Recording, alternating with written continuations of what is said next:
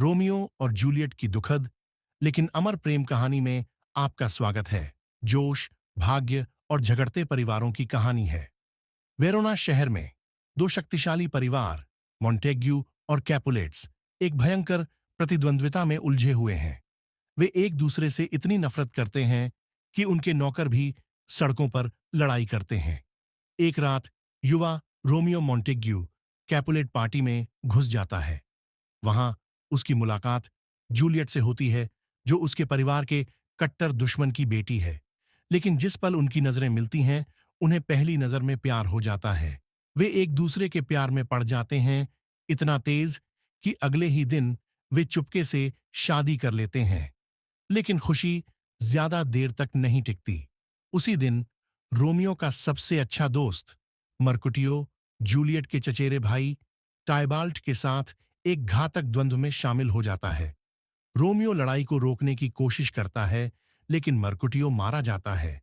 क्रोधित होकर रोमियो टाइबाल्ट को मारकर अपने दोस्त का बदला लेता है। अब वह एक भगोड़ा है जिसे वेरोना से निर्वासित कर दिया गया है।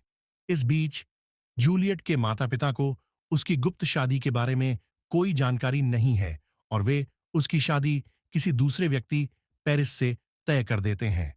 हताश होकर वह फ्रायर लॉरेंस की ओर मुड़ती है, जो उसे एक जोखिम भरी योजना देता है। एक ऐसी औषधि पीना जिससे वह मृत दिखाई दे, अपने परिवार से भाग जाए और रोमियो से फिर से मिल जाए। योजना एकदम सही लगती है, लेकिन किस्मत को कुछ और ही मंजूर है। रोमियो को कभी भी योजना के बारे में बताने वाला संदेश नहीं मिलता।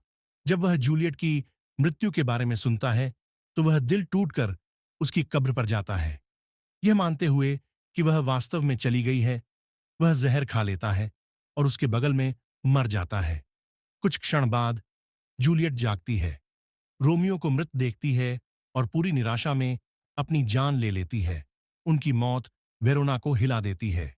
दोनों परिवारों को एहसास होता है कि उनकी नफरत ने उन्हें उनके बच्चों की कीमत चुकाने पर मजबूर कर दिया है। आखिरकार वे अपने झगड़े को खत्म कर देते हैं, लेकिन बहुत देर हो चुकी है।